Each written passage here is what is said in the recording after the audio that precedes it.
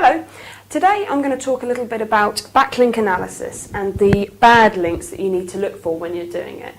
So obviously if you've had an unnatural link warning in Webmaster Tools, or perhaps you haven't, perhaps your rankings have suffered or your organic traffic has suffered since a Penguin update or anything that makes you think that you've got some dodgy links on your site, then you'll need to be doing some comprehensive backlink analysis. So once you've got exports of all the links that you're going to analyse from as many different tools as possible, like Majestic SEO, Google Webmaster Tools, Open Site Explorer, there's many more that you can use as well. Most of them are free, or you can have free versions of them. Once you've got all the links that you want to look through, it's time to go through them all, looking for these sorts of things. Now this list isn't conclusive, but this is some of the main types of dodgy links that I see when I'm doing backlink analysis. So the top one, I would say, is one of the most important. For me, site-wide links is the biggest problem, because not only are they very unnatural, especially if they're followed site-wide links. If they're no-followed, that's not so much of a problem. Sometimes site-wide links are essential in like footers or sidebars to help you get from one site to another. But if they're followed, they look very unnatural to Google, because it looks like an attempt to manipulate rankings by having lots of links coming from all sorts of pages on one site. Not only that, it means that every time that site adds a new page, there's a new link as well, because it's templated, it's in every page of that site. So your link charts can look like they're going up and up and up, when actually you're not building any new links. You've just got this one or several site-wide links that are making it look like you're getting new links regularly. So if you've got site-wide links, particularly if you've got an unnatural link warning and you're trying to get a successful reconsideration request put through, get rid of them. And of course disavow them if you can't. The next one on this list, again, is quite common if you've done SEO in the past. This is low quality directories, particularly irrelevant directories, just linked directories or SEO friendly directories, that sort of thing.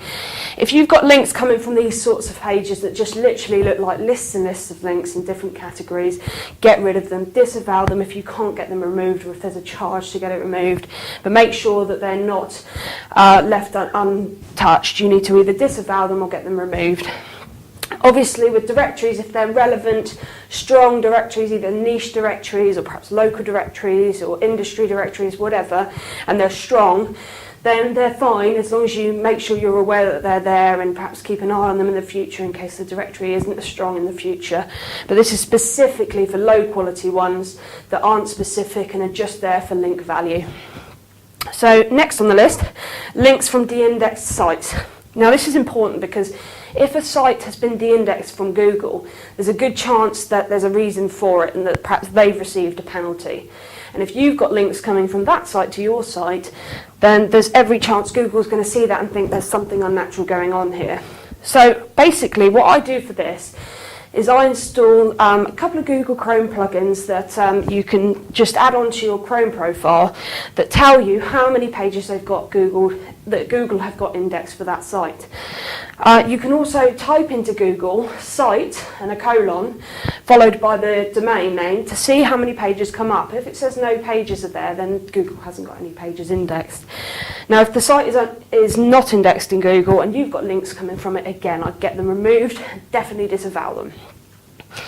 Next up, we've got paid links. I've put advertorials, etc. This includes sponsored lists, sponsored links from sponsored posts, obviously advertorials with followed links, anything that you've paid for it to be there. And that does also include things like blogger reviews. So if you've sent a free product to someone to review for a link, that's an incentive. That's like paying them, perhaps not with money, but with an incentive like a free product to review. Those links must be no-followed.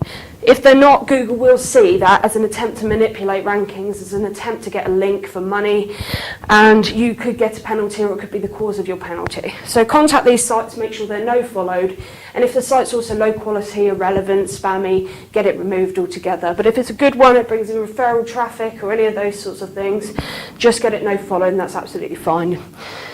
So the next one, irrelevant links, or links from irrelevant sites.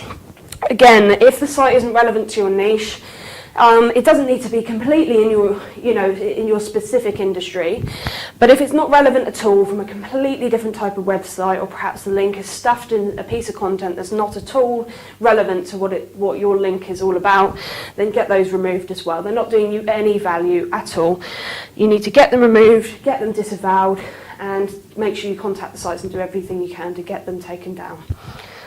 Next one is forum and blog comments. Now obviously you can't help what people are talking about out there. If they're mentioning your brand, then that's absolutely fine. What I mean here is unnatural ones that have been done by someone in your organisation, that they're irrelevant links that have just been chucked into forum or blog comments to just try and get a link back to your site. Now, if you've been doing that, or anyone's been doing that, try to get these removed by logging into those profiles and obviously removing the comments, closing the profiles down, or just removing the links from them. And then that will solve that problem. As I say, any natural forum and blog comment links should be absolutely fine. Just be aware that they're there. The last two are an unnatural number of links from one domain, or an unnatural number of referring domains from one IP address. Now you can use a couple of reports in Majestic SEO to get this information. You can get the referring domains report, which will help you with this one here, and the referring IP report, which will help you with the bottom one. Now that basically will tell you how many different domains are coming from the same IP, or how many different links are coming from the same domain. And if there's an unnatural amount in either of those two categories, then you need to look at why. It could indicate a site-wide link, or if there's multiple domains from one IP, it could be a link network, or they're all owned by the same person, which again, if they're followed in particular, that looks very unnatural to Google. So just keep an eye out for that. Make sure that you get them removed or disavowed, or no followed if it's appropriate to keep the links. And over all of these types of links, just be aware that this isn't everything that you're likely to see, that these are some of the most common ones I see, and some that you should really look out for when you're doing your analysis. But on the whole, if it looks unnatural, if the website looks low quality, spammy, then get rid of it. If it looks like it could be a strong link, make sure you're aware of the site, check that it's indexed, and check that it's relevant.